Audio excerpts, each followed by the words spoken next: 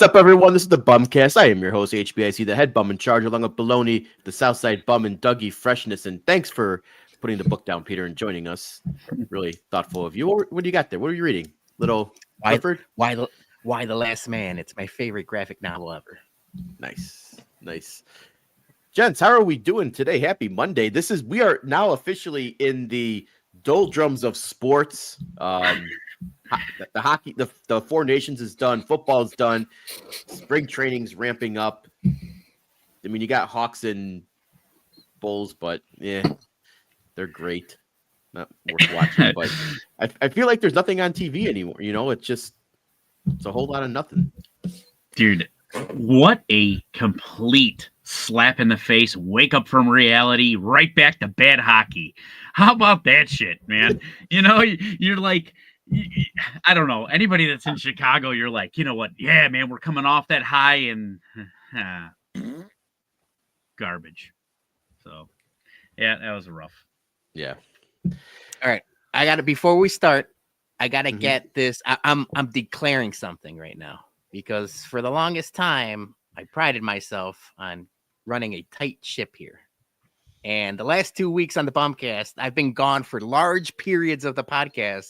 The first one was tough. My son had a bloody nose and was bleeding all over Ric Flair style. So I kind of had to leave for that one. Last week, I completely blew up my microphone. It's still broken. I jerry-rigged it. I've tested it out. It worked on the happy hour. But I promise I'm here for the duration of the show. If not, you could find me, suspend me, do something. We'll figure it out. But we're hoping I'm here for the long haul. Hoping you are too, because we got some stuff to talk about. So, and I have to start with, you put the tweet out there, and I put, accountability. I'm all about accountability, and I have to say, hand up, I fucked up. I'm bumming myself because I narked on us yesterday. I narked on us at brunch.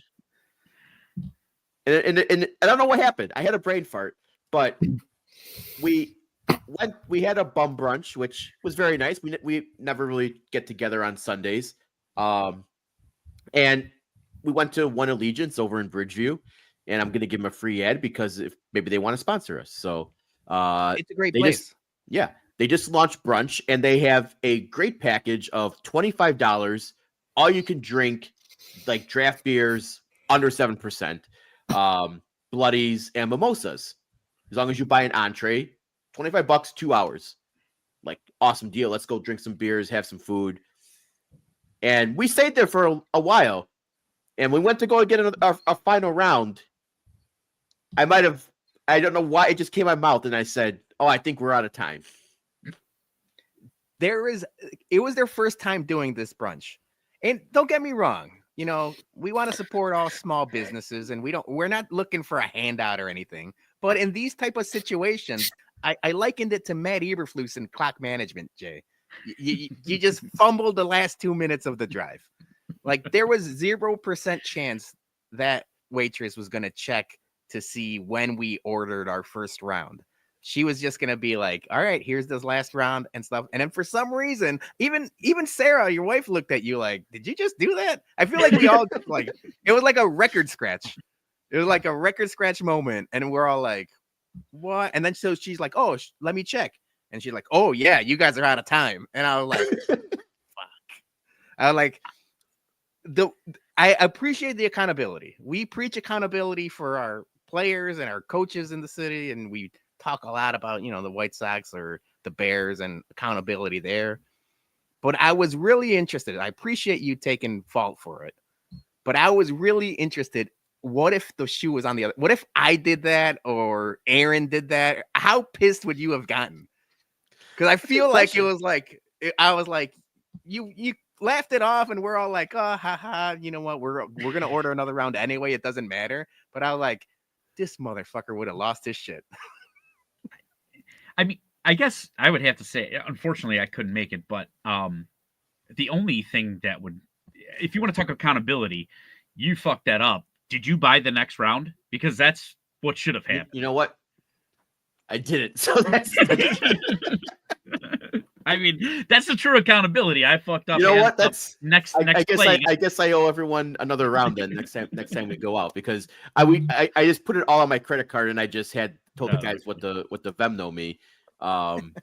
But god damn it, like yeah, Aaron didn't. So I want to know what you guys though. Have you ever did that to yourselves where you narked on yourself inadvertently, like just having a brain fart? Not when it comes to alcohol, ever. God, I would have to think. Yeah, I can't think of anything off the top of my head. I'm sure like Julie's caught me in like some white lies. Not anything serious, but like I said one thing and then I did the other thing. And then I'm sure I've messed up or fumbled my words there to where like, you know, I like purpose or like I just like I can't think of the word I'm thinking, but I'm telling on myself basically. I guess the only thing that I could say that's close to that is one time I was at Mariano's and I bought some pellets for the smoker, and it was underneath the cart, and I walked out without paying for it, and I went back in and paid for it just because I go there quite often. I guess I felt compelled to go back in and pay for it. So I don't know. Yeah, well, it was their first time doing brunch there with the bottomless, and I'm pretty sure now they're gonna have like stopwatches for every table because right on the table. Yeah, I owe you guys a round.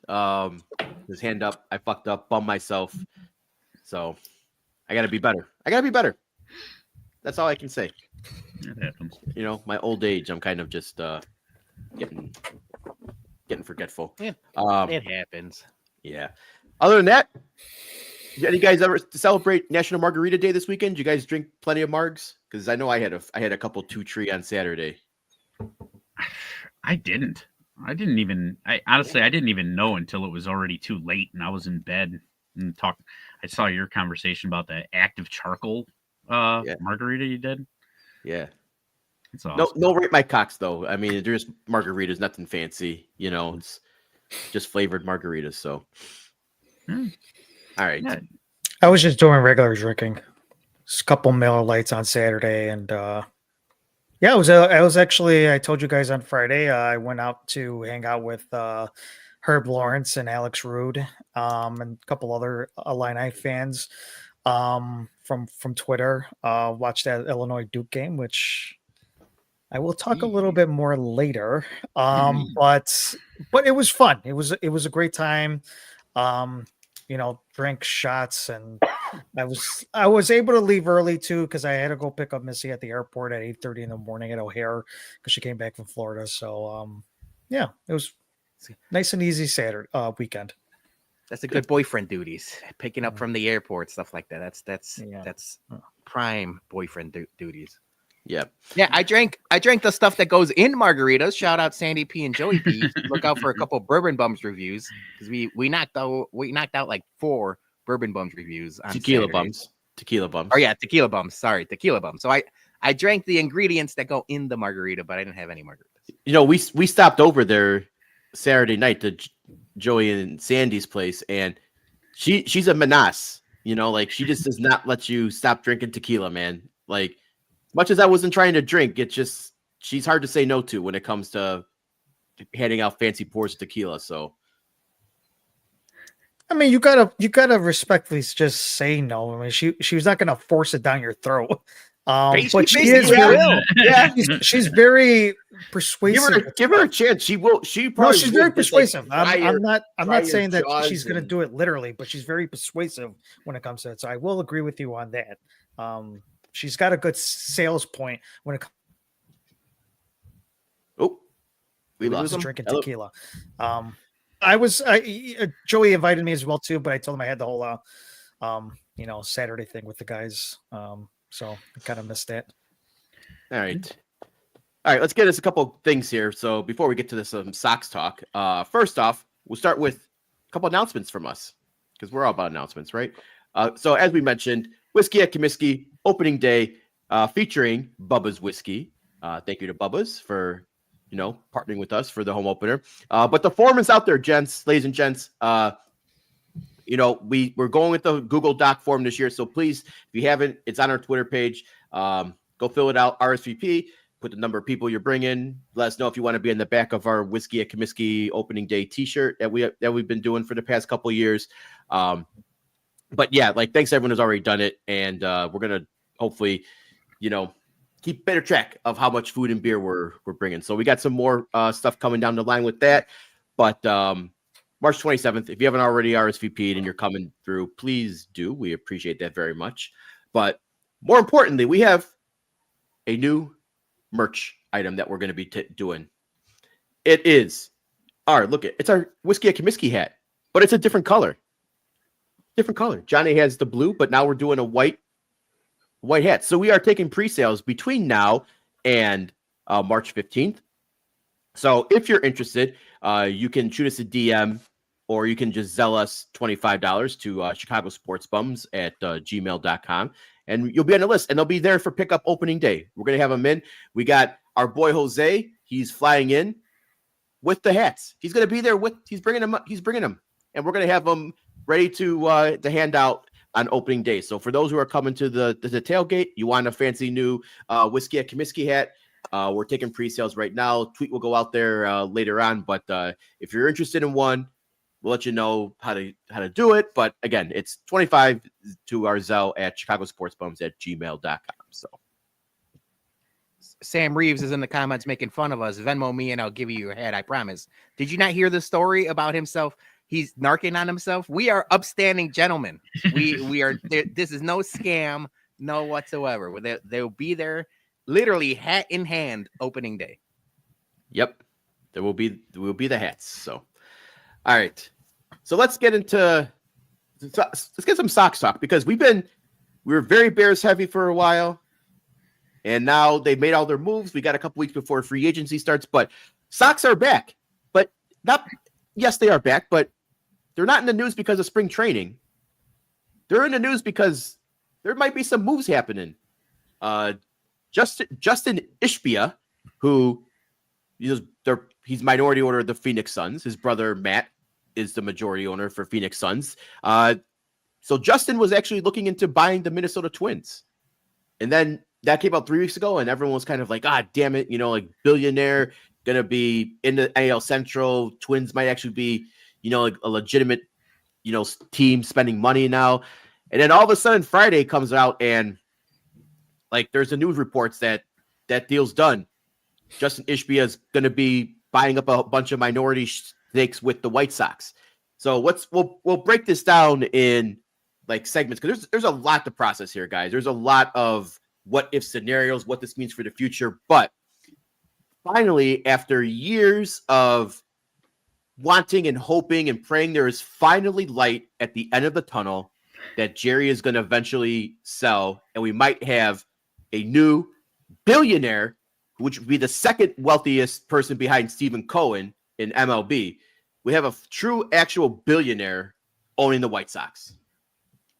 Don't count your chickens before they hatch, Jay, because they've been adamant that this is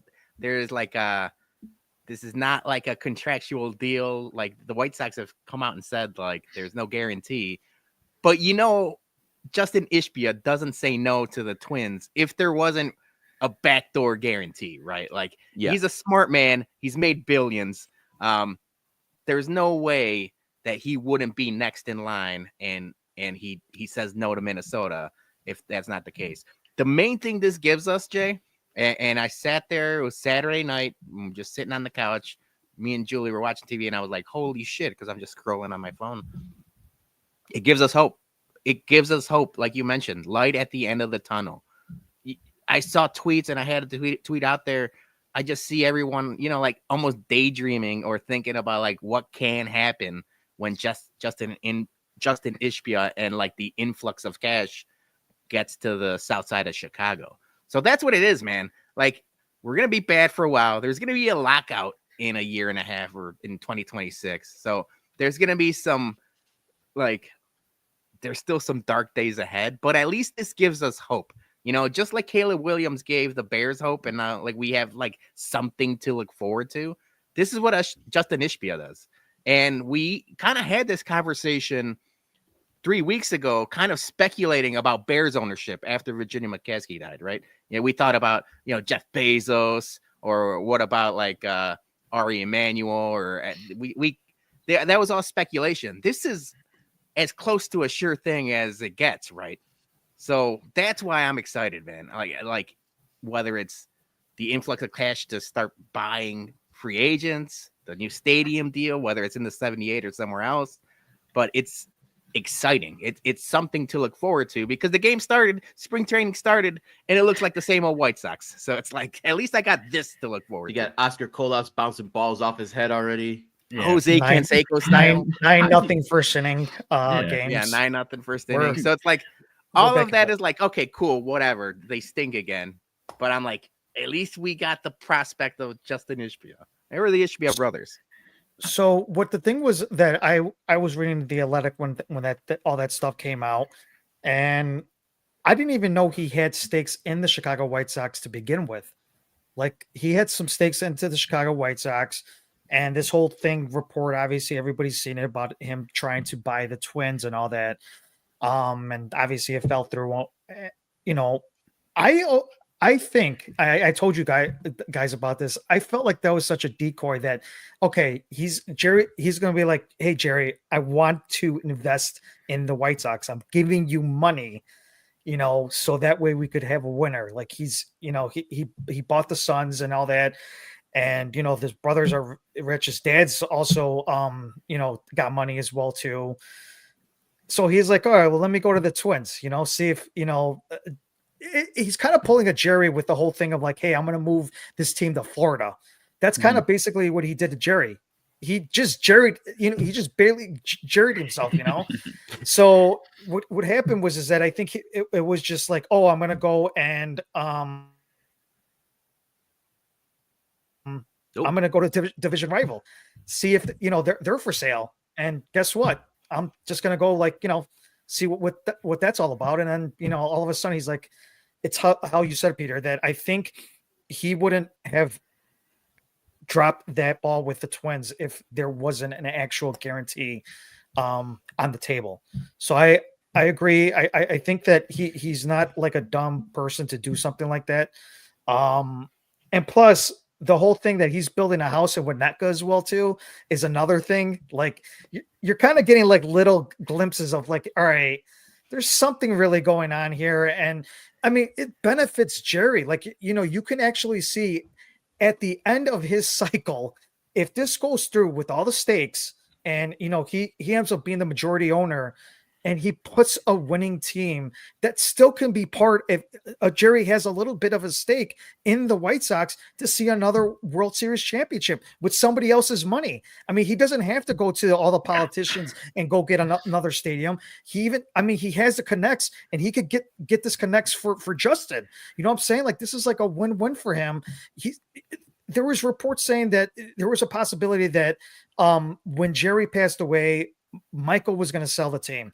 So that was like a lot of the rumors that were going around. They just wanted to keep the Bulls in the family. And I just feel like this is just would be a win-win situation just for everybody. He's got the money, just let them buy the majority stake team. And then the fact that, Jerry, wants to be still part of that organization, that's fine. You can have a little stake of the piece of it, and you could see another World Series.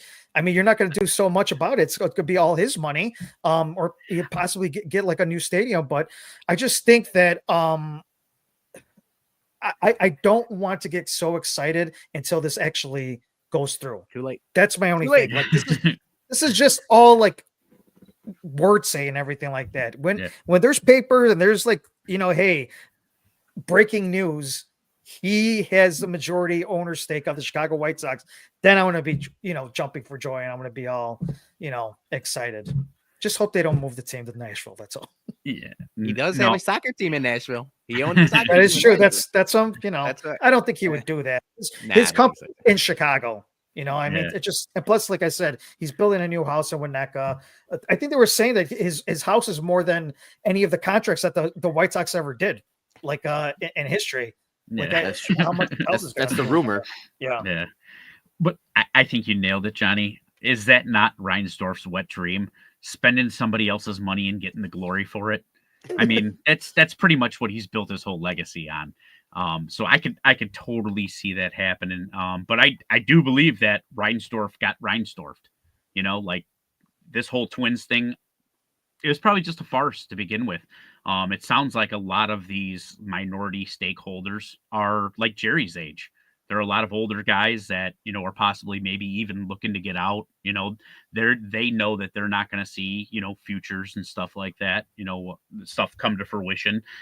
This last, you know, playoff window, as small as it was probably, you know, their last shot at this. So maybe they will sell off to him. I'm hoping beyond hope that that's what happens. I am sticking to my New Year's resolution of not getting too hyped up about shit, and I'm just going to let this play out and see what happens.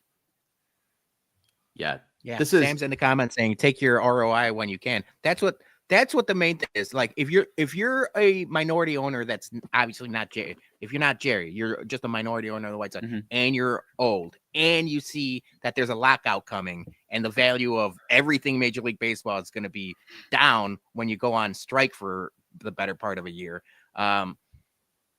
It makes sense.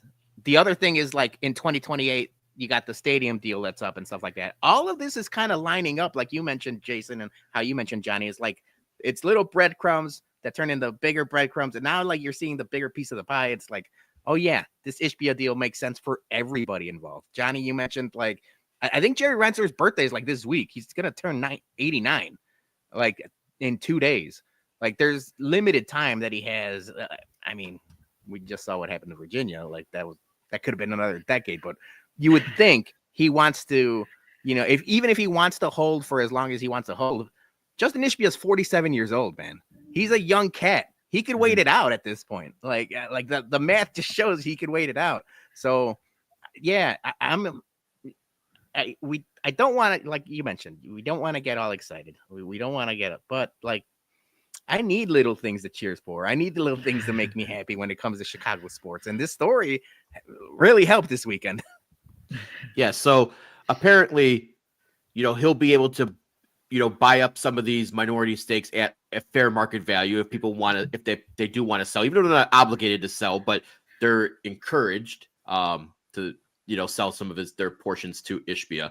And, you know, I was reading interesting point earlier that if they have to do a capital call for a new stadium, and some of these, you know, billionaires, more probably millionaires at this point, don't want to put up money for a new stadium, that Justin can buy those, you know, those would dilute their shares if he puts up more money, so he can get more control over it if some of these other people don't want to put up money for a new stadium. So, I mean, that's probably, you know, the what's the word I'm looking for? The temptation to go over and, you know, spur the Twins on this. But, you know, we all know how loyal Jerry is, and his word is bond, and, you know, he makes these handshake deals and everything. And it might not be public, but I'm speculating that Jerry's going to say, you'll get my shares or majority of my shares, you know, whatever he wants to keep. 100%. With Michael, or with Michael probably gets something. But I'm going to imagine that he probably verbally told Ishbia that you're going to get either all or the majority of my shares. That will make you the majority owner when I'm gone. Because like we all said, there's no reason why I don't think he would pull out of the Minnesota deal unless, you know, because Jerry came from the reports. Jerry reached out to him and said, here, I want to make you make you an offer for this. So, good move on Jerry's part, you know, but here's my thing too, is if Jerry's already thinking about this, right, and he's get the succession plan, and, you know, he's encouraging Ishbia to buy out, you know, buy up shares, and, you know, wants to do one first. If Jerry's already got one foot out the door, then just be all out then. Let the new blood come in and let him handle the city and the 78. Like, I know Jerry wants his name and to attach to his legacy for this stadium, but the thing is like, me personally, I'm not itching for a new stadium right now. I want them to spend the money on players. I want them to put a winning product on the field before we're even thinking about like new stadium. Like, new stadium's lipstick on a pig, man. We're gonna spend all this money, spend years building it just to have the same shitty fucking product on the field. I want them to use that money to spend on the free agents. Get $100 million contract, for God's sakes. Get just something when you get a free agent, be like, now the Sox got a chance. They got Ishbia. They got some capital in there. We can do this, right? If he's bringing in Ishbia because of the stadium, I get that from, and that seems to be Jerry's sole focus. He's got blinders on this instead of putting a winning product on the field. But like as a Sox fan personally, I could give two shits about a new stadium. I want a winning product on the field. I don't care where I watch the game. I don't mind guaranteed rate. I don't mind, going there and tailgating and hanging out everyone in 108. I don't care. That's all fun stuff.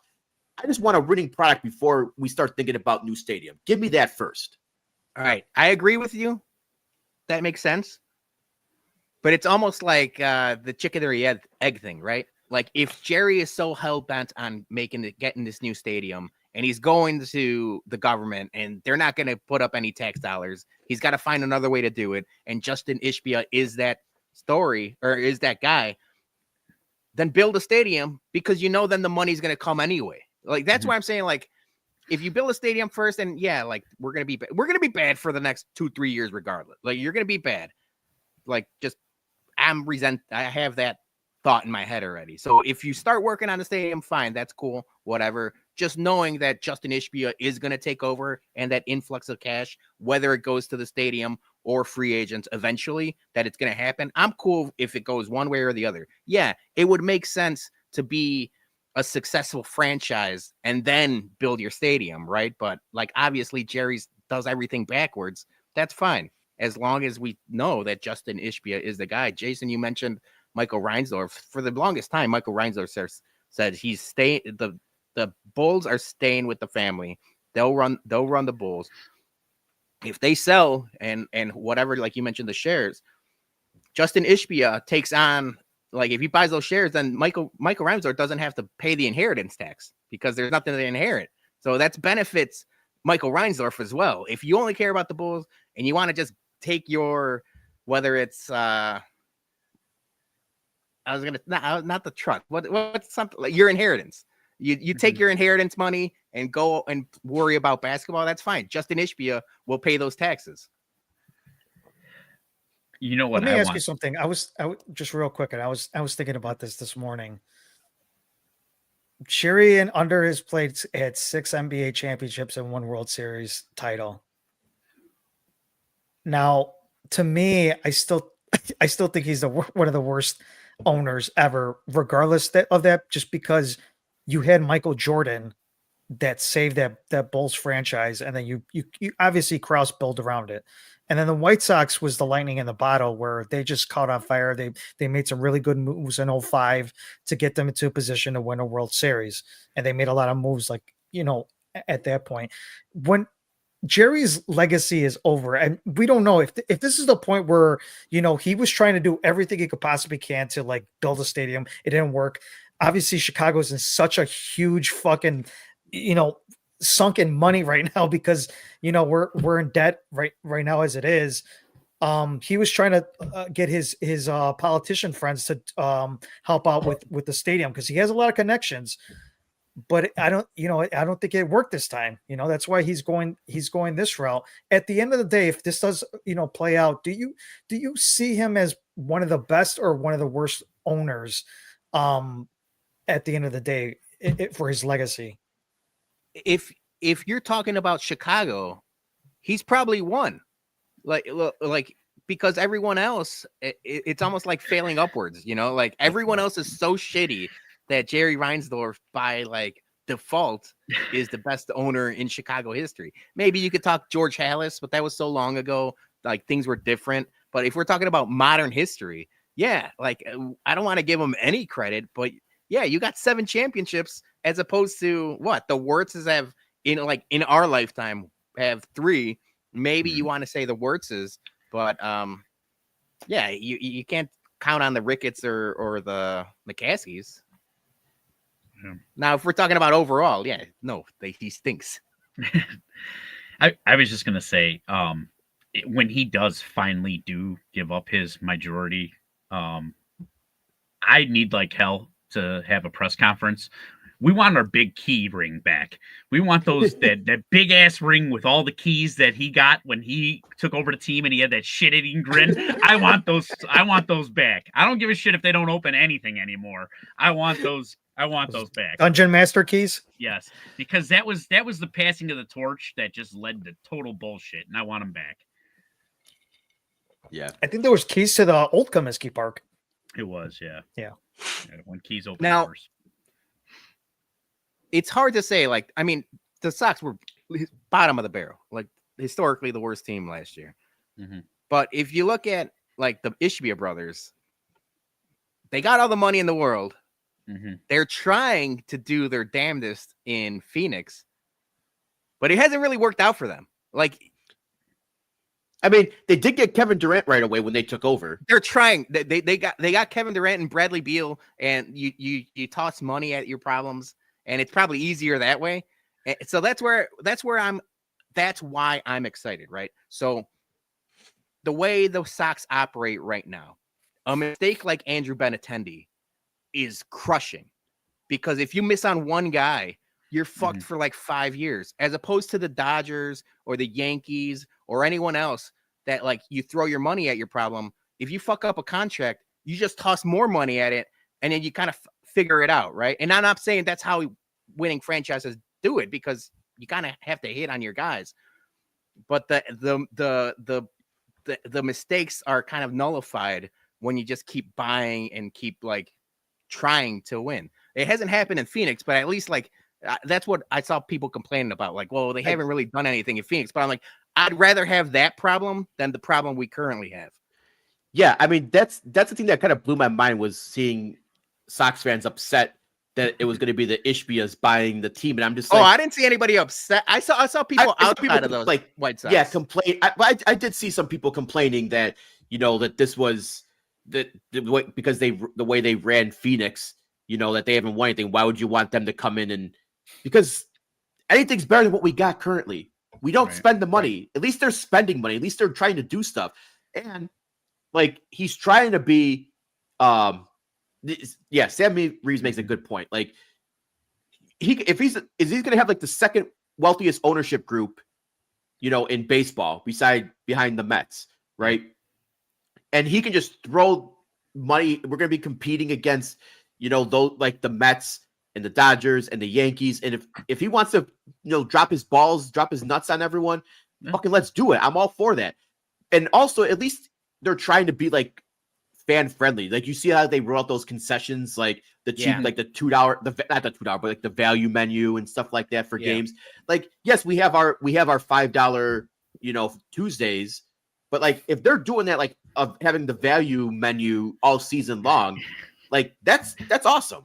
Like, at least they're trying to, get fans engaged, get them to come to more games, even if the product isn't the best on the field, instead of charging $13 for beers. So I am okay with him taking over because of the money and the influence and all they own, like WNBA and the MLS team and all that stuff. But you don't have a salary cap in baseball. That's the big thing. So let's get, if it ain't going to be like, Ari Emanuel or the Saudi fund or give us a fucking billionaire who's going to just drop his dick on the table and get the free agents we need.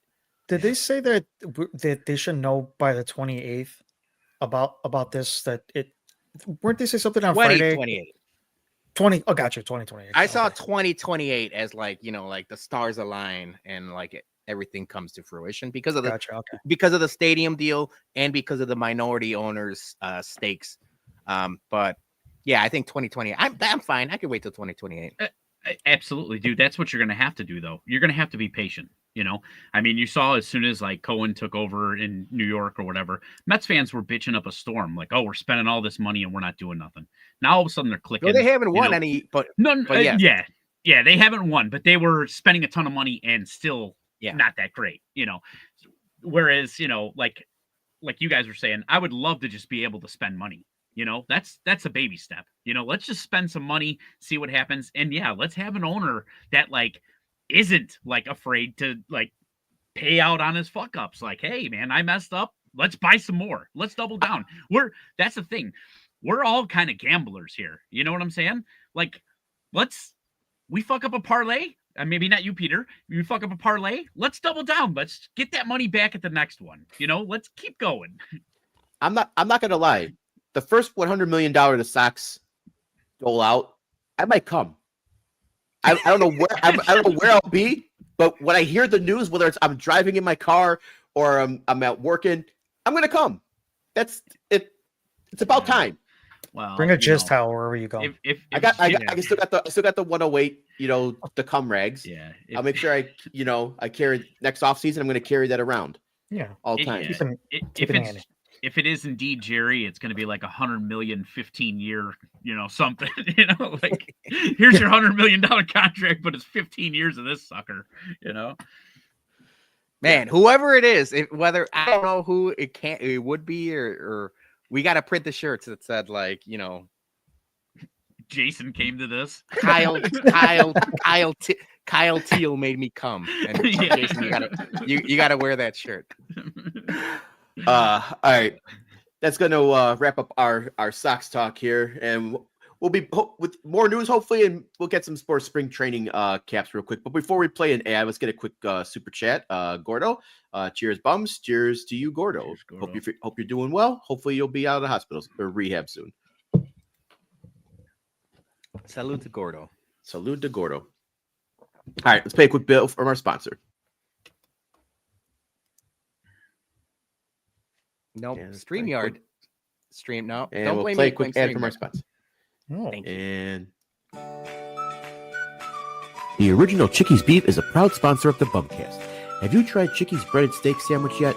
A tender cut of ribeye, pounded out thin and coated in the most amazing breadcrumbs.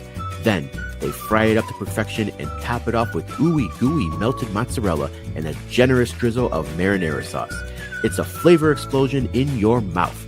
Trust us, it takes your taste buds to a whole new level of amazing. Come by and give it a try. It's the original Chickies Beef. Dine in, carry out, drive through, and delivery. 4152 Roosevelt Road in Hillside. And tell them the bum sent you. All right, let us get to some headlines here because we got some hot topic to talk about here. All right, Peter, first one you got. We're sticking with the Chicago sports for a second, but Bears raised ticket prices this year 10%. It was a 10% raise for season ticket holders, coming off of a 5-win season. They've won 12 games in the past 2 years, and they've raised ticket prices by 18%. I know Virginia's gone, RIP&P, but it seems like it's same old, same old. So my question to you guys is, obviously the Ben Johnson hire is the big news and, a big ticket item. But if you're a season ticket holder, and I got quotes from my uncles who are season ticket holders, how are you taking a 10% increase after the season they had? All right.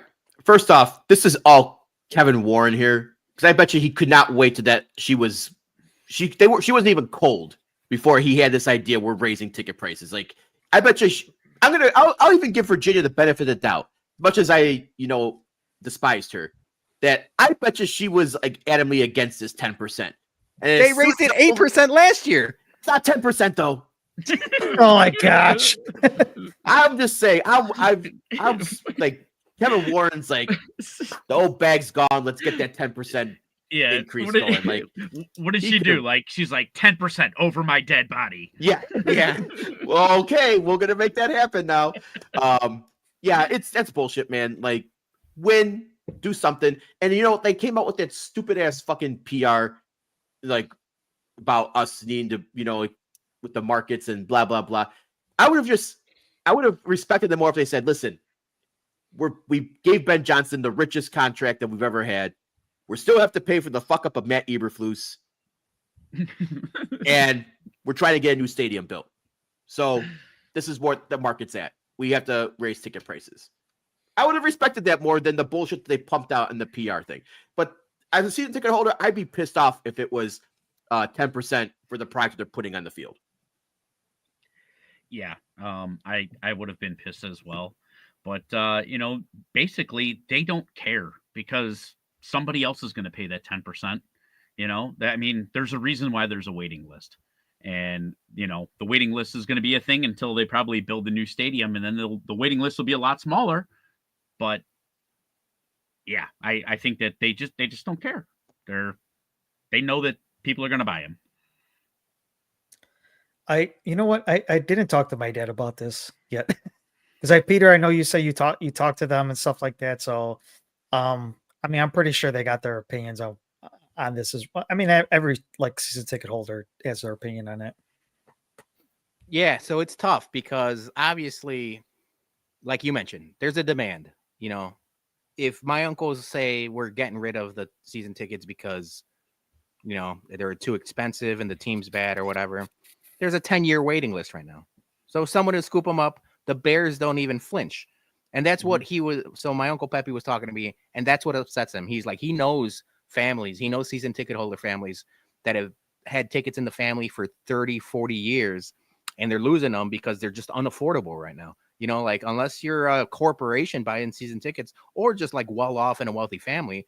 But the place where our uncles sit, it's a lot of blue collar guys. It's a lot of city workers. It's a lot of people, just cops just there because one, they love the Bears, and two, you just love going to the games on Sunday. And he says he feels like the McCaskies for the long times, you just don't reward loyalty, right? Like you don't care about, the loyal fan base or the dedication or the dedicated fan base.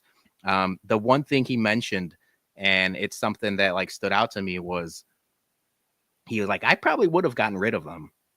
But Caleb Williams was he's the reason I'm not we won't get rid of him is they have faith in Ben Johnson and Caleb Williams. So that's where, as a business and as Kevin Warren, how we motherfuck him, that's how they get you, man. The string of hope. And I just talked about hope with Ishbia, but the fact that you got Caleb Williams and now Ben Johnson, you could string along the fan base for another 20 years. Yeah. Beef just said we're ungrateful fucks. And yeah, I guess I am. But what did I do? So the one thing I think we mentioned it when we did the Virginia McCaskey thing, and it's something my Uncle Pepe mentioned, is the only hope for the Bears right now is that it's a Bill Wirtz, Rocky Wirtz situation, right? Mm-hmm. That we've motherfucked George McCaskey for a long time, called him a mama's boy, and said he doesn't know what he's doing. But there's a chance that she had that front office by the old pearls, if you will, their stories. She got rid of the Honey Bears. She doesn't want the team to swear. I read a story this off season where in the McCaskey's box at the stadium, you have to go dressed as a suit. They don't want you wearing Bear stuff. That was a Virginia rule. They wanted you in a dress or a suit or something. It's just all of these old antiquated things. That's all right, Virginia, now that she's gone, maybe things can change a little bit. So that was his hope, is between Caleb Williams and Ben Johnson, and now, George taking over, maybe Kevin Warren and Ryan Poles, can ease up a little bit and kind of do their work. Yeah. All right. What's the next headline here? Next headline, we're sticking with the NFL. The Packers, the narcs that they are. We just talked about you being a narc at the beginning of the show, Jason. The Packers are anti-tush push. Their feelings are hurt. Little poor babies up north. They can't stop a 1-yard play. They were the ones that petitioned the NFL to ban the tush push, if you will. Thoughts? Bitches. I'm going to say bad people because I saw what Julie said, one of her last comments. So yeah, very, very bad team right there. Yeah, it's just weak sauce. I mean, just complete weak sauce. You got smoked in the playoffs by the Eagles, and then now you want to go cry about a rule change. Grow up, get over it, be better, have some accountability. It's like the old Spurrier thing. You don't want me to run up the score and stop us. Yes, that's the thing that pisses me off. And there's a lot of people. I mean, you see it week in and week out when you're watching NFL Sunday. People get pissed at the tush push. And it's if you just be better, stop it. like their offensive line is dominant. They've been dominant for a good 4 or 5 years now. Like, it's a benefit to them. Like, who cares? Like, be better. I thought it's stupid that like people are actually actively trying to ban it. Yeah, I mean, like, I know, like, on punt returns when they used to have like the wedge block and everything like that, you know, like stuff gets blocked for like safety reasons and shit like that, you know. There's nothing like that is wrong with this. It's just a football play. Packers are soft. All right, last football. Jared's in the comments. I mean, Jared, we'll talk about Jared later. Maybe I'm at the bum of the weekend. Last football headline, but it's not a football headline, but it is a football headline. It's Steve Smith eyeball emoji. Jason, I talked to you earlier today about Steve Smith, and you said, "What happened?" Yeah, he got caught. So you sent me the article, and I was like, "Oh man, this is juicy. I like it." Some guy found out that his wife was banging Steve Smith, and called him, and he picked up, and he was basically doing the "What's up, motherfucker?" You know, sleeping with my wife, and the only thing he said was, "I'm sorry," and then he remained silent while he got bitched out. That's the one, dude. We've known our cousin Joe. He was a huge Steve Smith fan since like he first came in the league with the Panthers. He's followed his career closely, so now like we do. This guy is the ultimate shit talker, the ultimate, going back and forth. That's what shocked me the most. The fact that an NFL player is sleeping with someone else, and like this happens a million times. Like that's not shocking whatsoever. The fact that he picked up the phone once and said, "I'm sorry," and then didn't say anything else was the most shocking thing about all of this. I was like, I thought for sure Steve Smith would have doubled down and been like, "Yeah, motherfucker." But this was a crazy ass story. It like it came out of nowhere. It just snowballed into Sunday because that guy just kept on tweeting, kept on doubling and tripling down. He was on Facebook. He was on Twitter. He was like, you know what? I've got nothing else to lose. I might as well just burn this whole thing to the ground. And I was like, holy shit. That was some Maury Povich drama. Yeah. So I want to pull this up real quick here. So is that the guy? That's Steve Smith. Yeah. Oh. Yeah. So obviously you could tell that it looks like oh boy got into his wife's Facebook and typed out that whole message. Yes. That was him typing the Facebook message. Yeah. So he went like scorched earth on this. And I absolutely love it. Tagging ESPN, TMZ, the Panthers, the Ravens, talking about like there's probably like frattening, like policies and shit like that. My thing was Steve Smith sent these pictures, and the first thing that came to my head was, if that's the face he makes while he's getting his dick sucked, I'm surprised that she kept doing that. Like that's not a face you want to see if you're looking up. That's a tough angle. Angle. He's got to be better with the selfies. That's like every old person when they answer FaceTime. That's the look you get, dude. That look up. But I think my favorite thing of that whole Facebook post was he tags all these people and then he's just like, "Oh yeah, by the way, Antonio Brown, check this shit out." Like, dude, he tagged like Shady Rays and Yeti Coolers. Imagine like the intern at Yeti Coolers just like working on a Saturday and seeing like that stream of like just a million tweets, because it was everywhere. Like Barstool ran with it and everyone was doing their content on it. And I was like, man, the guy, I don't know if I want to say credit to him or whatever, but he kept doubling down. Everyone kept tweeting at him like, "This is a bad look for you. Like, you're catching L's." And he's like, "Fuck it, I'm gonna do it anyway." And the one screenshot, I think he actually doxed Steve Smith's number. Oh yeah, no. On the phone call, he doxed his number. Everyone got Steve Smith's number this weekend. Yeah, crazy. But nope. Now I don't think she's getting half in that divorce.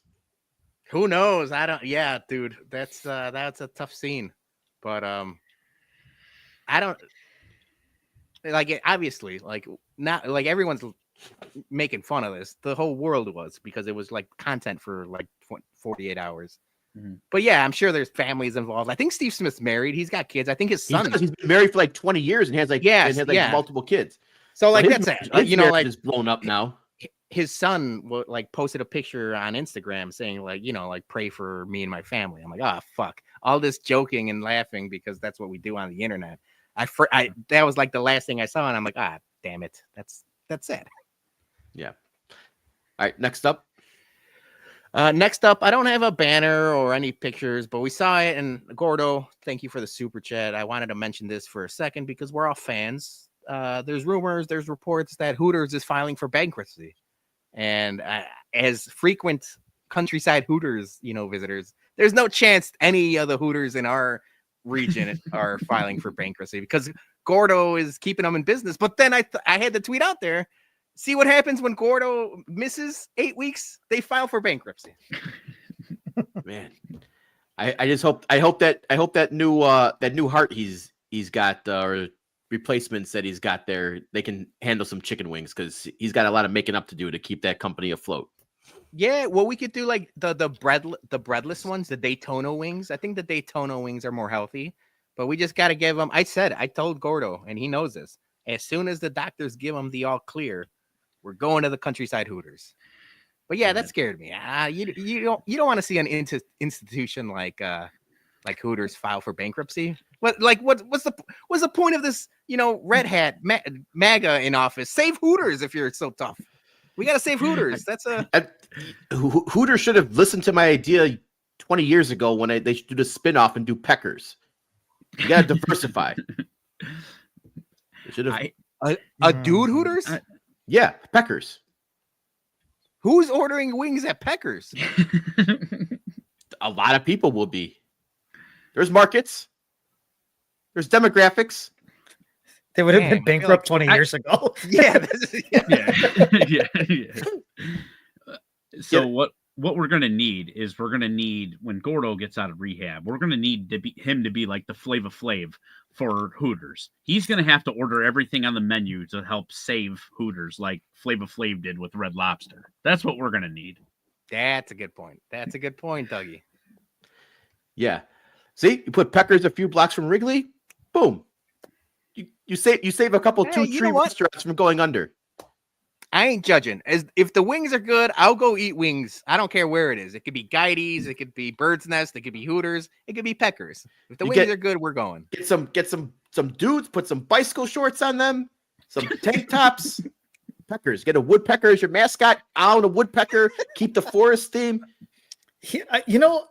I think you really thought this thing out. Idea like 20 years ago. I said we should have Peckers. You got the mascot and everything, like the woodpecker mascot. Who is we? I don't know. I might have mentioned it to you like 20 years ago. It was like it could be a sound investment. There's always this market you should bring up before they are. Hopefully they don't hit bankruptcy. Hey, I got an idea for you. If Hooters is listening, I'll license the concept. If Hooters is listening and or Justin Ishbia is listening, we got a business idea for you. A lot of crazy ideas here. Yeah. All right, last one, and this is another one that is a little bit off the rails, but I saw this trending on TikTok and people were laughing, and it's mostly I want to get Jason's reaction. So Lexus released their brand new SUV.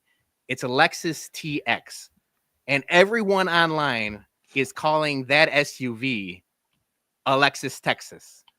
And if you guys don't know who Alexis Texas is, you might want to Google it. But network sound investment, sound idea, Jason, naming your SUV after a porn star. This is what happens when you have uppity tight fucking old corporate fucks running a place. They need to have like one Gen Zer or one horny millennial who grew up in that era to just sit in the corner and be like, bad idea, folks. Bad idea. Like, they're like, why? You just Google turn the laptop around, boom, there. That's why it's a bad idea. How many, like, when a couple months ago, when Wicked came out and they had the toys and they put in the back of the box, Wicked.com. Oh yeah, that was Yeah. Again, You need you a are Gen Zer the head or bum a in horny charge of millennial sitting in the boardroom. Bad idea. Like, a lot of your problems could be solved if you just don't have a bunch of uptight old people running your companies. Yeah. A quick Google research would have led you to renaming that car. But it's funny. Jason, I know you're an Acura guy, but maybe you transition to Lexus Texas? Driving an Lexus Texas. No. You're not driving a Lexus Texas? No. I am slightly glad that you corrected yourself, because initially when you said Gen Z, I was like, dude, her shit was blown out way before those kids were born. Yeah, and that's why he needs like a millennial or something, just sitting in the boardroom. Like, nope. It would be funny though, just sitting there in the corner on their cell phone. Wait, what did you just say? Yeah, you don't have to really be like, focused on the meeting. As long as you hear like the keyword, like bad idea. Yeah, flag on the play. Yeah. I like that. All right, that's my headlines. All righty. All right. We got a couple funny things. We got some Bears nonsense, right? Well, it was more. It was less nonsense. The Bears. We probably should have done this when we talked Bears. The Bears finalized their head coaching staff, and they released the press releases with bios for everybody. And what I wanted to do, and I want to get you guys. I didn't tell you guys this because I want your like first off the cuff reaction. Shout out to my guy Southside Zoe. I love the Pinwheels and Ivy podcast, and he's not online anymore. But I told him multiple times, one of my favorite segments on his podcast was "This Guy Looks Like," and they would just kind of go off and like kind of get your thoughts on like what this guy looks like. And I kind of want to do that with the Bears coaching staff. So I'm gonna put up the first slideshow. The first slideshow everybody knows, but like the farther along we're gonna learn about some people. And we're also going to kind of like, who do you want to get a beer with? What does this guy look like? Oh, maybe this guy looks like my old high school coach. So let's start off with the Bears coaching staff. Obviously, Ben Johnson, Dennis Allen, Declan Doyle, and Richard Hightower. Those are the main guys. We all know these guys already, right? Mm-hmm. So from there, we've got Anthony Blevins, Zach Cable, Kyle Devin, Jim Dre, Antoine Randall, Matt Aponte, JT Barrett, and Eric Bieniemy. So these are the guys. Now, obviously, Bieniemy and Randall, they've been around forever. But of these guys, what are your initial thoughts? I like Randall. I mean, I liked him when he was a quarterback in Indiana, right? Before he was a quarterback and then a receiver. Receiver. Yeah. I've always liked it. I mean, Chicago guy, so. Yeah, Zach Cable. I don't know. Guy looks like he eats a little too much he's like a Hardee's employee. Well, he's gonna serve your dry food. I was gonna say Zach Cable looks like one of the guys that failed at a rap battle. Missy's saying Matt Aponte looks like he majored in nursing. And he does. Yeah. Yeah. He might have been. Yeah. My main takeaway, and now this is not like a roast or anything like this, but I remember JT Barrett playing. Mm-hmm. I remember when he played in college. And now he looks old. So how old does that make us? That's what's worrying me is like now you're getting players that played well with like into my 30s and like mid 30s, where it's like, man, I remember JT Barrett. He was pretty good in college. Now he looks old and is on a coaching staff. And it's just like it made me sad. Anthony Blevins looks like he was like a supporting cast member in a Wayans Brothers movie. Yes, well, he could be a Wayans brother. I saw the Wayans brothers did a really good speech honoring their brother this weekend. If you guys haven't got a chance, I was a big Wayans brother fan back in the day. Yeah. All right, so we got Kevin Koch, Cannon Matthews, Kenny Norton III, Robbie Picasso, Jeremy Garrett, Matt Giordano, Al Harris, and Bill Johnson. Bill Johnson looks like I've seen him at Cork and Kerry before. 100%. That's exactly Johnny. This is right here. When I first saw Bill Johnson, I'm like, this guy is just like a Southside guy. Like, I don't know where he's originally from, but he's gonna fit in well at Turtles or Cork and Kerry. And he literally wears that exact same fit as well too. Yeah, like all of our Theos with the Bears polos on. So I wanted to give a little.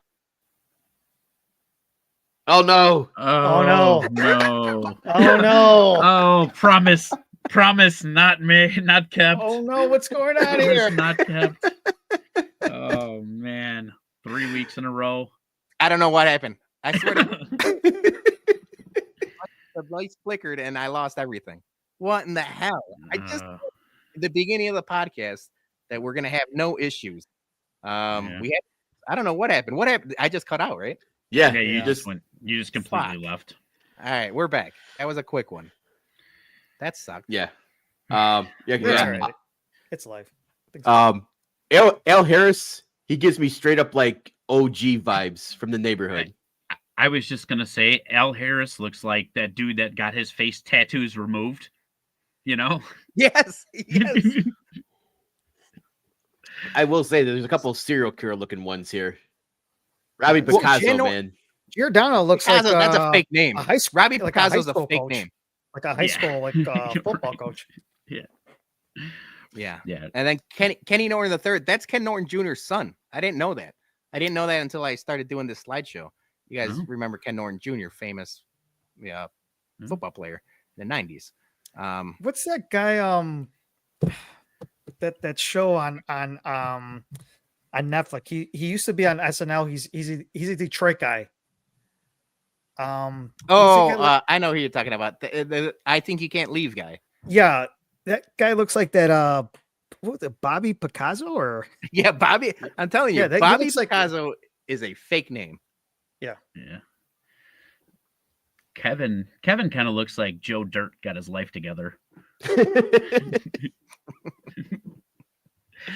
And then this is the last slide. Our guy Dan Rouchar, who we were all excited about. Richard Smith, Press Taylor, which is another fake name. Pierre Go, Noble Landry, Allison Haley, Justin Rudd, Chavis Cook, and Harrison Freed. That like the whole slide on the left, that's like super fans table. Or like no, you know what? I take that back. That's like the mob table in the corner of a bar. Dan Rouchard and Richard Smith are tired of everyone's shit. Like they're gonna be the old coaches in the back of the room, just pissed off that everyone is like on TikTok and doing like everything else. They look like Stadler and Waldorf, the Muppet characters. I was gonna say Richard Smith is like voted most likely to sell you Super Bowl squares. 100. Taylor kind of looks like JD Vance. Take your money and don't pay out. Press Taylor is another fake name. There's a lot of fake names on this coaching staff. We didn't realize it while they were getting hired, but Press Taylor is a problem. What was that guy? Harrison Freed. Freed. He kind of looks like Aaron Rodgers.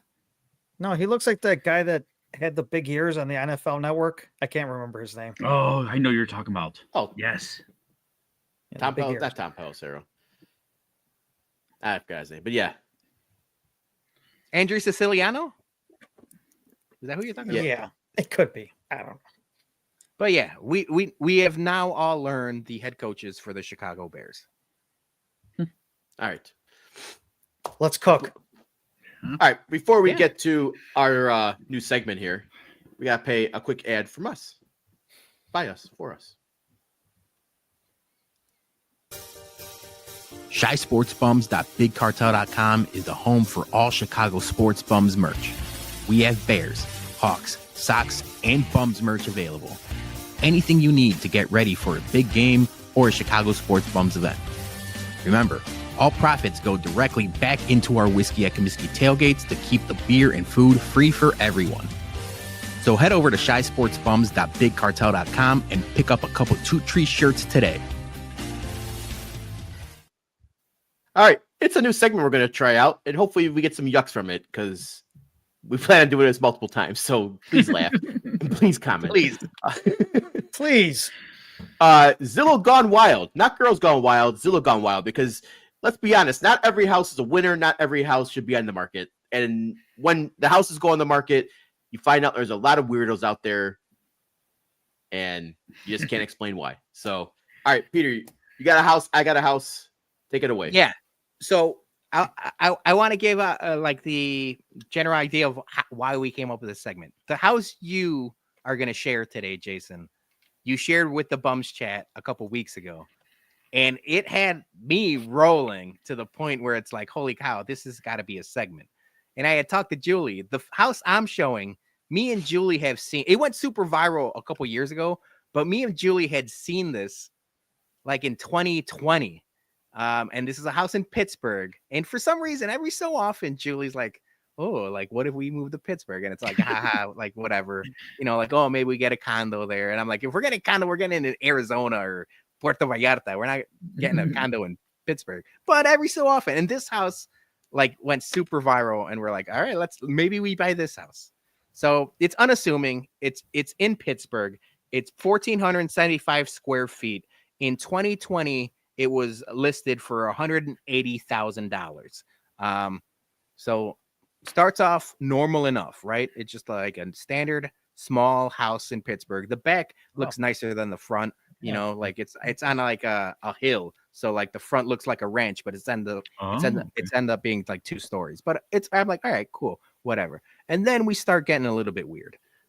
This is the top level of the house, and it's like a fireplace room and a balcony and some bookcases that I would probably fill with comic books because we don't read real books in this household.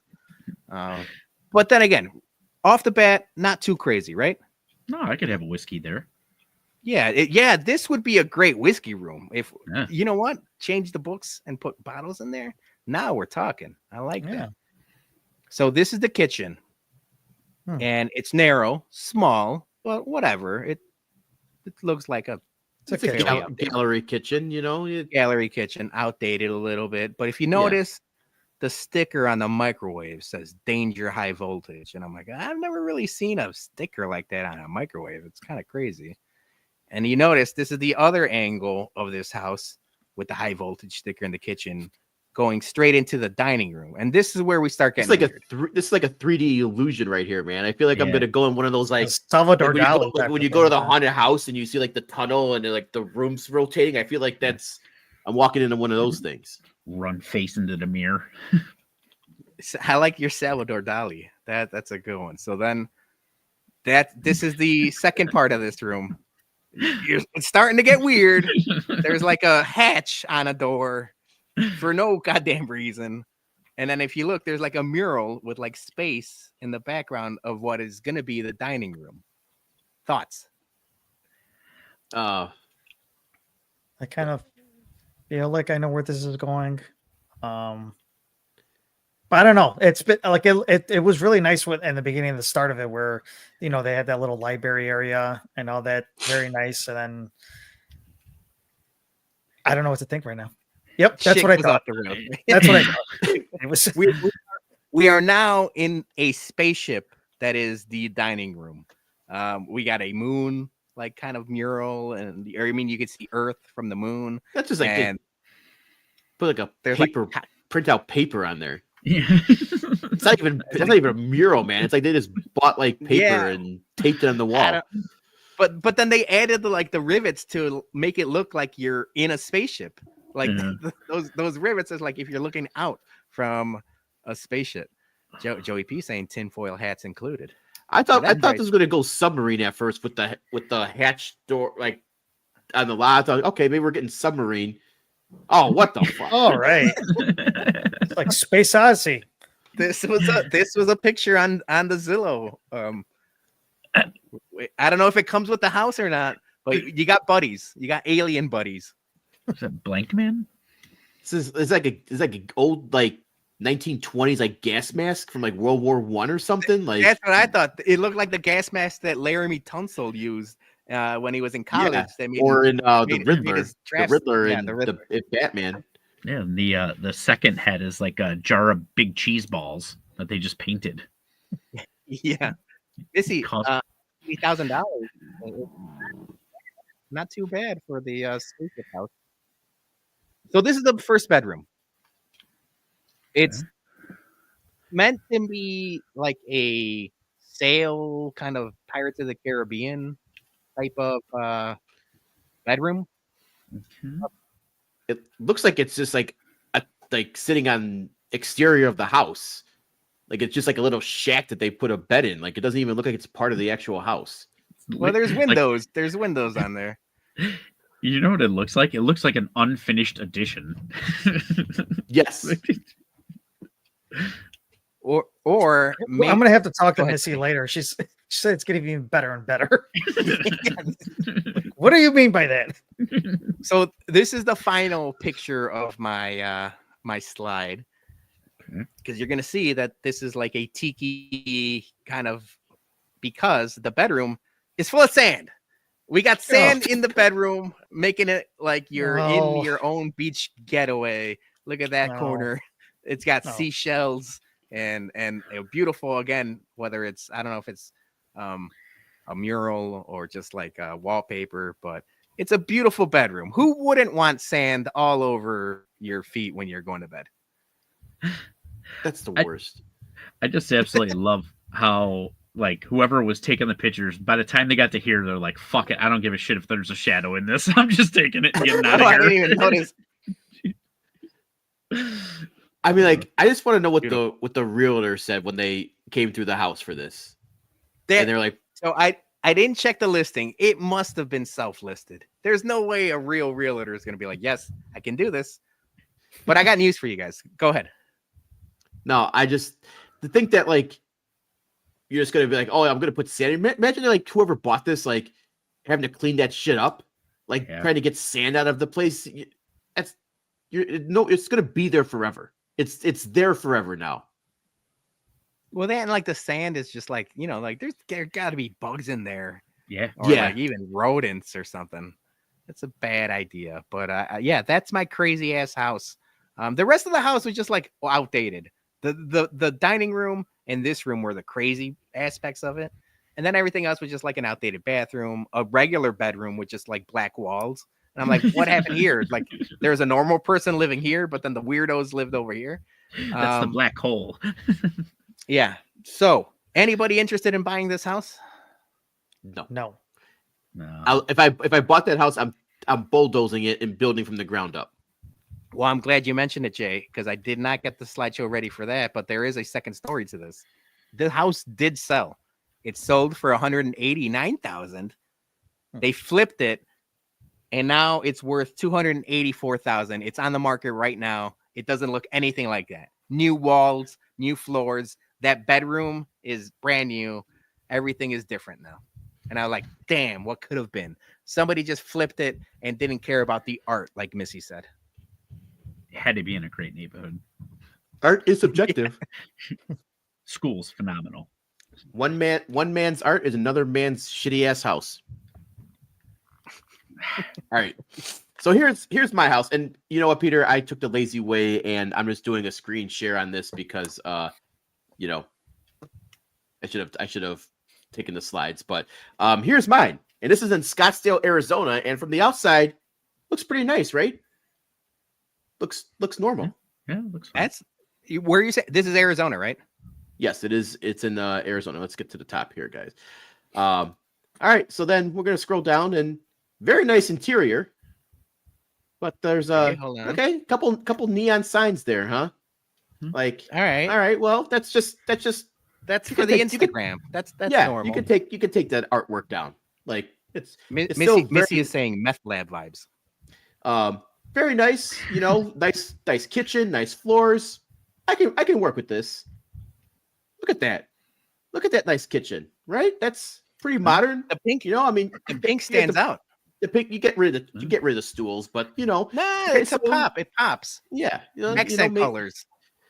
maybe you got a eccentric, owner and likes neon and bright colors. So, but Great. still, house looks good. Island. Before we get to the weird, because I'm sure it's coming. Did you mention how much it costs? I haven't found that, but I will try to find that here for you. Because as of right now, I'm interested in this house. I'm sure Okay. if it's in Arizona, there's good golf involved. I like it. All right. Well then, we go next picture here. Another picture. Oh, we got a big ass in there. Okay. Oh, who doesn't like big butts? Whoa. Right. That's just that's great artwork right there. I'm not gonna lie. Sir Mix-a-Lot maybe lives I there. like great art, and I cannot lie. So, all right. But hey, It's not the craziest thing you've seen. no. Again, it's on the wall. You don't want the ass. They're probably taking it with them too, because why would you want to buy that artwork and leave it with the house, right? You want to take that with you. So I know that's not coming with, I'm not gonna lie. I'm in love with that island. Well, here we go, because now we got shockers. So now we have apparently the guest bedroom with 3 beds, with curtains. Okay. And you got a whole bunch of shockers and insertion going on here, and Of course, starting to- corny ass Jer says this has got a vibe because we're getting to where it's gonna interest Jer as soon as you saw the shocker sign. Yeah. So it's immediately like, why is there 3 bedrooms in the 3 beds in the bedroom, and Yeah, you got curtains up there? Not this much privacy. Yeah. This is not a triplet situation. This is not Right. No. So Very All nice right. work on nice work on the custom emojis though. That's Yeah. what it is, right? Custom emojis. neon sign. Yeah, custom neon sign emojis. Yeah. I wonder if this house has a basement, guys. Well, we're gonna find out, but look, it even comes with its own cuck chair. Wait, one TV? Yeah. You got to decisively decide between 3 beds, which program. Yeah, you got to get the middle bed. Yeah. Joey B says my YouTube account got infected with a virus watching this. So let's go downstairs, guys. Oh my God, we got There a it is. pull in the stage Not right a in the surprise. basement. You got multiple. Now those could be lap dance chairs or it could be cuck chairs. I don't know, but it either way, there's dark curtains with a stripper pole in there. Yeah, I think we know where this house is headed. Now, not interested. I mean, it does have a stripper pole though. It does kind of Jose add saying- values. Reality show vibes. You know, like Flavor of Love could have been recorded in this, or what was that like? There's a bunch of those VH1 shows. He Yeah. says he saw Montoya cry in that room. Montoya's probably cried in all of these rooms. All right, so we got a stripper pole there. You know, we got ample seating in the stripper pole room. Yeah. Upside down pineapples in this room. You go to the green room. I think we all know what upside down pineapples are. Yeah, that's not a surprise. I you know what's funny? You know, I guess it's not funny because I've got like we've talked about this. Like you're either a big fat party animal or but I'm a Hawaiian shirt guy in the summer type of guy. Mhm. And I got one at Kohl's of all places, which is the least unassuming place possible, full of pineapples. I was unaware of that situation until somebody told me, and I was just wearing pineapple shirts everywhere. I think I still got it. Don't wear it anymore though. Yeah. Yeah. So let's see what does the pool look like. Oh my God! Hell yeah! That That just looks like screams a bar- 1980. That's 1985 right there, guys. Mm-hmm. Take away the weirdo pervert aspects to that. This place looks like like Zack Attack could play here, or maybe even like the Barbie movie could have been filmed here.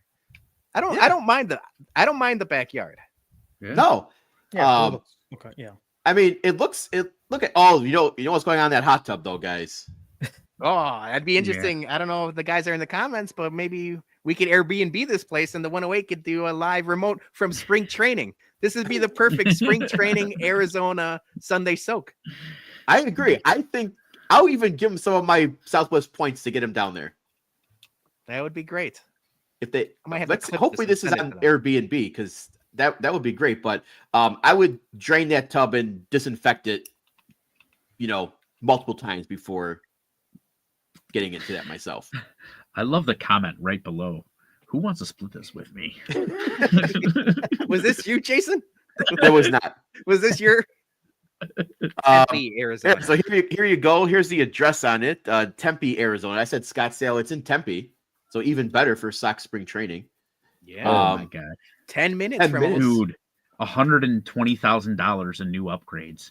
This is going to be a very expensive house. The problem is the $100,000 of that 120 was all in neon signs. Right?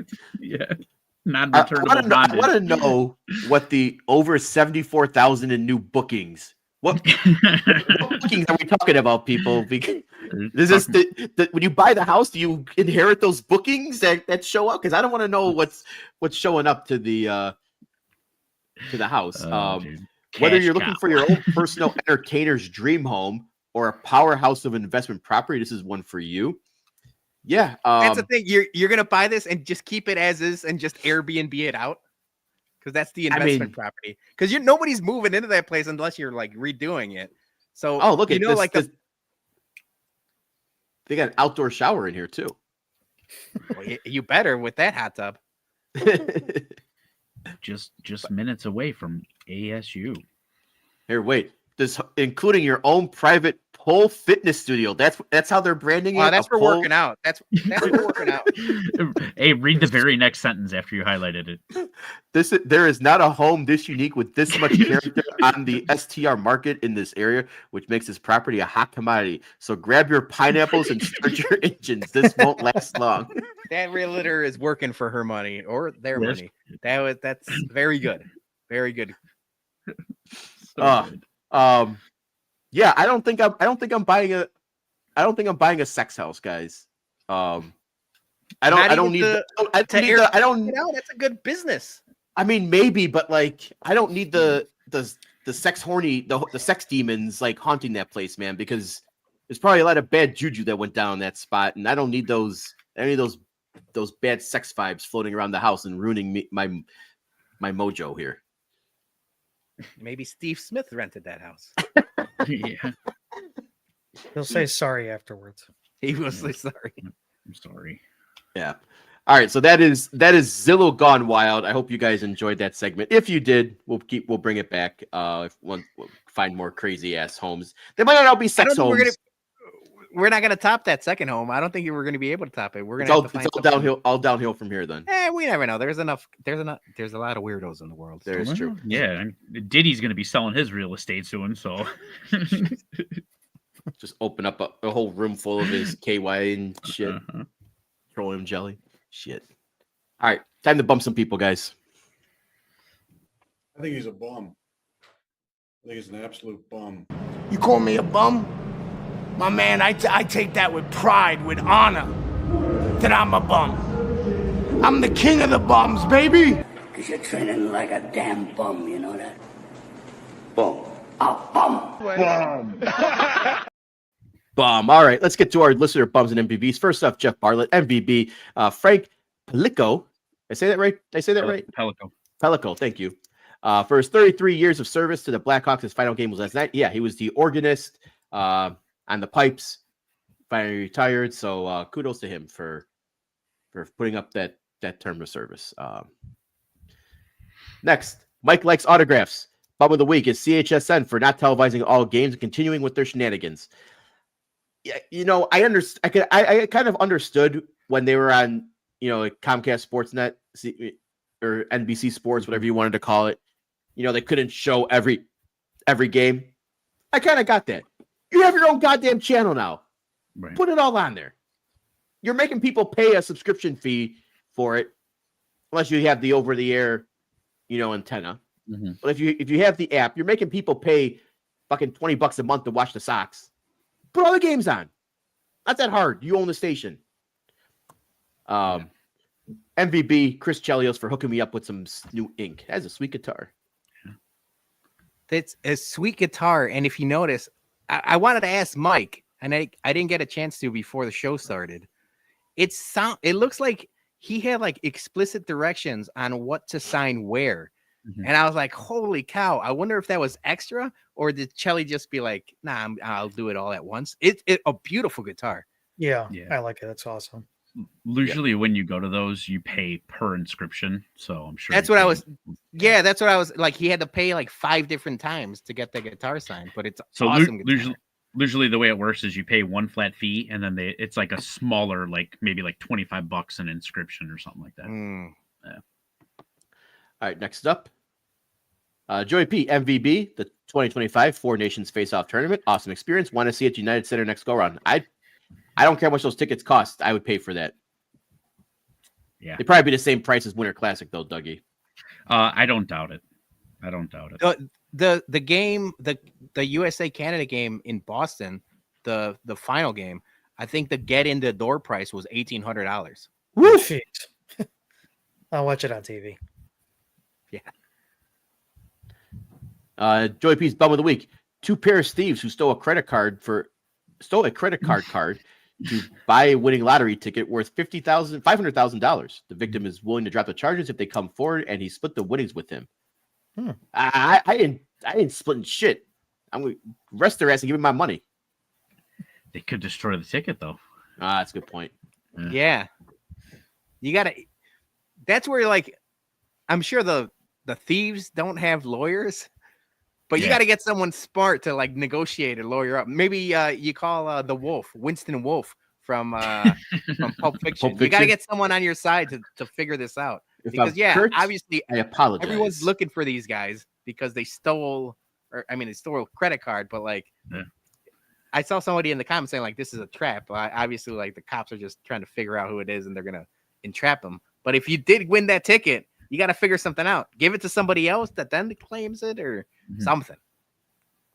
Yeah. Next up, 630 Whiskey, Aaron the intern. Bum of the Week, the Chicago Fire for getting our hopes up with 2 nice goals and then poop. I got so ahead of myself.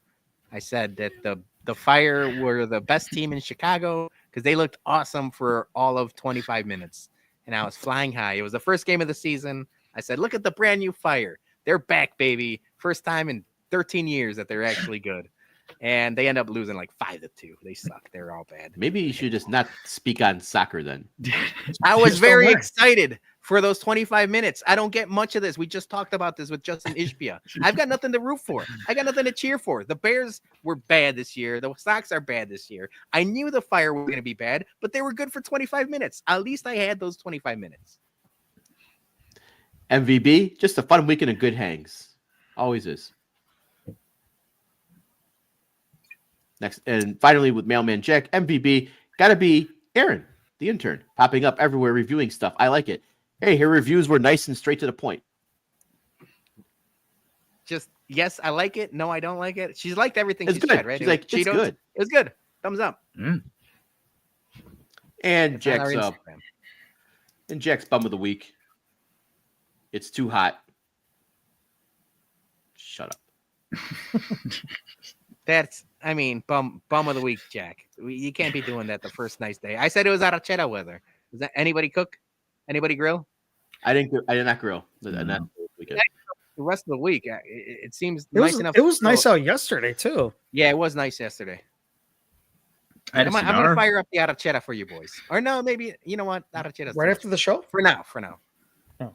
I'll do some sausage. All right, Peter, kick us off because I think I took your bum. You did take my bum, so I'll just start off with that. But it was going to be you for narking on us. I've got, 2 kids, a mortgage. Like, I'm not working right now. I'm not like, I could have used the extra free beer is what I'm trying to say. And the fact that you just narked us out, for those that don't know, just listen to the beginning of the podcast. Rewatch this. We need the watch hours and make sure you like and subscribe. But yeah, Jay, it was you. You narked us out. We could have. Who knows how long they were going to let us drink there? It could have been hours. We could have still been there with the brunch special. We could have, but we'll never know. Yep.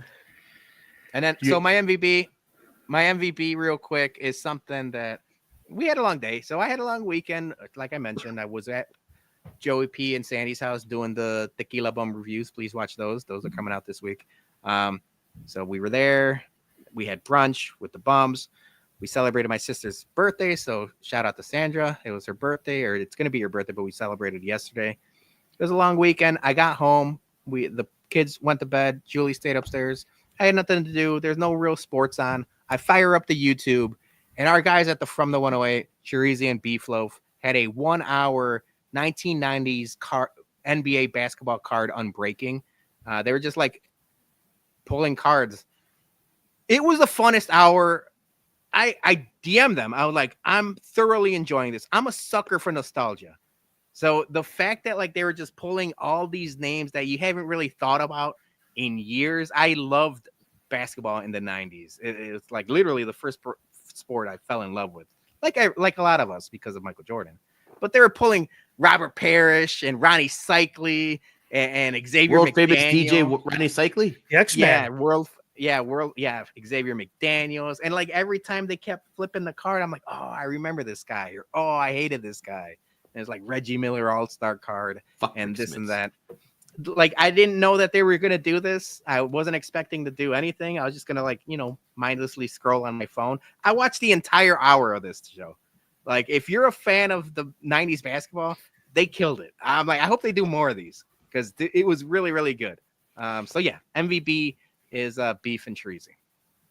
Yeah, that was good. That was really good stuff. It was like I had like Upper Deck, the hoops, tops. Like I think I had almost every brand but of basketball card there was. But that was good stuff. There's a lot of guys where you see them and you're like, oh, fuck that guy. Like, yeah, that's where it's like I haven't thought about this guy in 25 years, but there he is.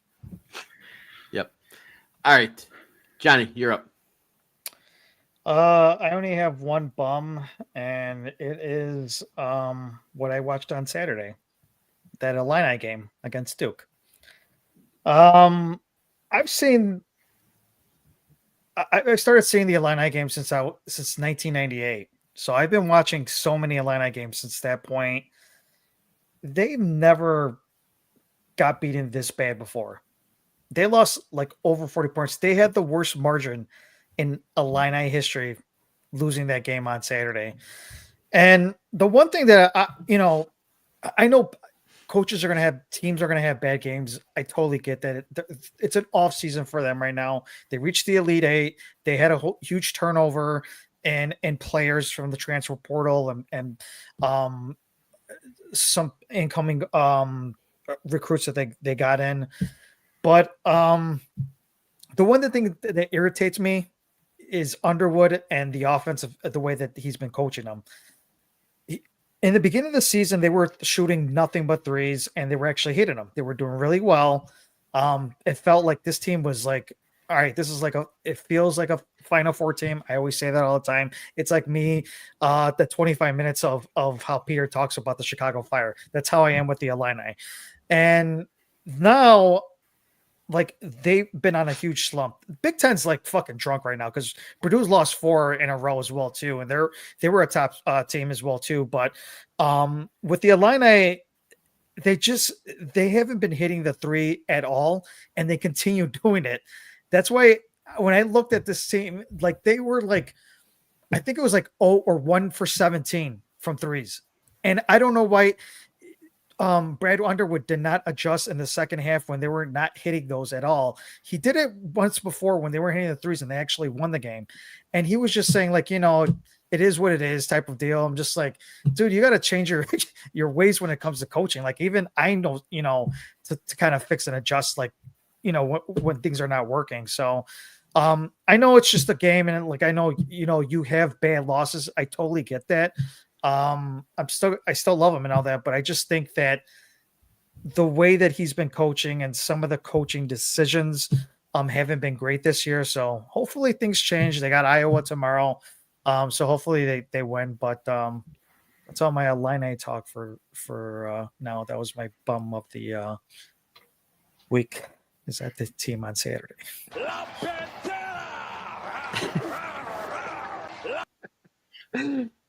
I was gonna play you off like the award shows, but I'm like, nah, I'm gonna give him his moment.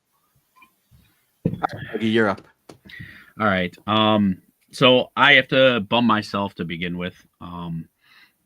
I was supposed to come out with you guys to go to brunch, and I was lazy on Saturday night. I did not. I was telling you guys pre-show. I did not start the dishwasher, and unfortunately, Maddie Fresh decided that she was going to be independent while I was doing some stuff in the basement. Decided to make herself a bowl of cereal, and she used a used bowl that I used for chicken the night before, and so we kind of had a whole bunch of plans and everything like that. I was going to Uber to come out to you guys. The girls had a whole bunch of different stuff to do, so we kind of had to cancel some plans all because of my laziness. So that kind of sucked. You know what you need, Dougie? And I thought this was the stupidest thing when me and my wife moved in together. There's a little sticker in a dishwasher. Dirty, other side is clean. It's a magnet. Okay. I thought it was the stupidest thing ever. I'm like, just open a dishwasher and you can tell if it's dirty or not. But you got kids, maybe they, more beneficial. No, I was more or less just disappointed in myself, so I'm sorry, guys. My next set of bums is going to be like a little speed thing before I get to my pitcher. Oscar Colas, you're a bum. You can't be wearing ones when you take one off your head. Please take off the ones. Second one is going to be Delta Airlines. You damn near flipped the plane and you almost killed a bunch of people, and you're going to give them $30,000 a person. You're garbage. But my last one goes out to Panini cards for this card that's in the slideshow. So Panini bills their cards as player used jerseys, but there's been a whole thing to where people are opening up these cards, and on the back of the actual jersey print, they tell you who the real player is. So they're not using the actual player on the card. And this was more, you couldn't tell anymore by the F that was on Caleb's rookie card, seeing as that he doesn't have an F in his name. It's a grade they were giving him. Yeah, right. It's just a real shame because you got that whole hype with Topps and like the Paul Skeens card, and it really builds up people's momentum to like buy cards, maybe get into cards that you haven't been into, and then they drop something like this, and that's so blatant. Like somebody's got to catch that. So, bum of the week, Panini. I like Paninis though. Would you think like this is like a now that it's out there, people are gonna want this specific card, like almost like a oops, like a flaw card? Yeah. I don't know. Like, wouldn't that raise the value? But now it's like, depends. I want the Justin Fields, Caleb Williams card. It could. I mean, it really could. It depends on that everybody has seen him sign that Packers suck card. Yeah. They just put out a bounty for that for $25,000, whoever finds that. So card collectors want that card, so, I don't know. I guess you would have to prove that it is Justin Fields' thing. Cause then I guess it could be anybody, right? Yeah, it could be anybody with an F that was on the Bears. So kind of sucks. Shady business. So do not have an MVP this week. So, all right.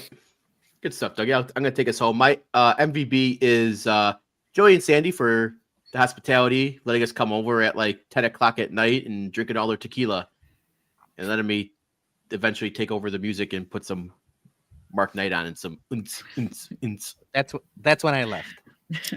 That's when we left too. All right. My bum of the week. I hate to do it because he's a friend. He supports us. Kind of a little bit of a hype man for us. But Peter, it was Saturday night. We were over. We were at Joey P's. I screamed out, "What the fuck?" when I saw this. And it's our friend Aloha Mr. Hand. Turncoat Mr. Hand. Taking a picture with Jerry, all smiles. Guys just loving life, smoking it up with the millionaires, taking pictures with Joe Torre, and Tony La Russa was in the background, and Bobby Valentine. And I just, for the guy who talks so much shit about Jerry, to take a picture like that and sell out and said he's dead to me. Dead to you. Did you let Pete know that? I did. I sent you were in the group text when I texted him. I was like, unless you talked about it, like him selling the team, or help planning his funeral, he's dead to me, because this is treasonous. And he kept on saying what happens in Scottsdale stays in Scottsdale. I don't care, because you guys know that if I saw Jerry, somebody might have to hold me back. You might want to get the bail money ready. But would you really we talked about Joey P. He met George McCaskey and he held the door open for him like he was like a bellhop. Like, are you really gonna say something to Jerry if or when you see him? Yeah, if I ever saw him, I don't know if I could be cordial. I don't know if I could do a photo op with this. My hatred and disdain is so burned in my core that I would be lying to myself. Lying to my rub the nipples. What? I would probably say something.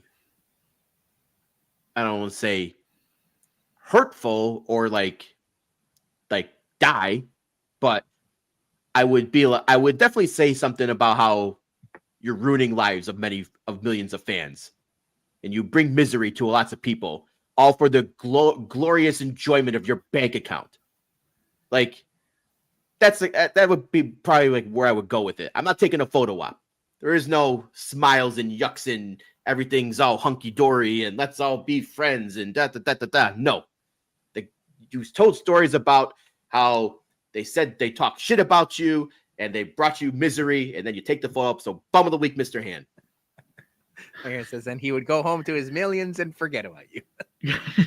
He probably would, but at least I know I was true to myself.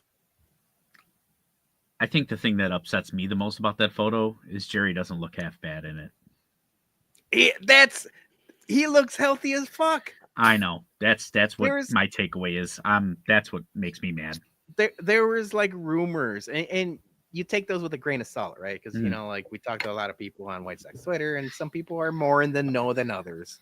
But like, I had heard that he's been, like in his office with oxygen tanks. This was last year, and maybe he was sick, and we don't know. But like, I had heard like the contrary, and then he was at Sox Fest Live, looking fine, talking to who was he talking to? It was the reporter, the ESPN 1000 reporter. Bruce, not Bruce Levine. It was Bruce Levine. He was talking to Bruce Levine, and like Bruce Levine looked 100 times worse than Jerry Reinsdorf, and I'm like, what the hell is this? And now this picture. And I'm not saying he looks 100 times worse than Pete, because Pete looks great. He's got the suit on. He's got the shirt on. Pete looks great. But freaking Reinsdorf looks healthy as a clam. Yeah. That's what the millions get you. Fuck. What if he just didn't want to breathe our oxygen? He was just carrying around his own tank of oxygen because he doesn't want to breathe the same air we breathe. Is he like Mr. Burns or something? Yeah. No, that's a good point. I don't know what I would do. But maybe cough on him, Jay. I have no germs, man. The bourbon, that's true. The whiskey, it's a natural disinfectant. Kills all. The whiskey kills all. That's true. That's why when I was sick last week, I was actually surprised. I was like, man, I've had all this high proof bourbon and germs be surviving. But whatever. It's like the Mr. Burns thing again. All the germs are pushing through that door, making you invincible. The Three Stooges syndrome. Yeah. So I'll see him at the tailgate, and he'll have some explaining to do. All right. So that is our show. Thanks to everyone who joined us, who commented, who likes us, and everyone who always subscribes and shares and all that good stuff. We have a special announcement for tomorrow, and it's not Sox related, but it's Bums related.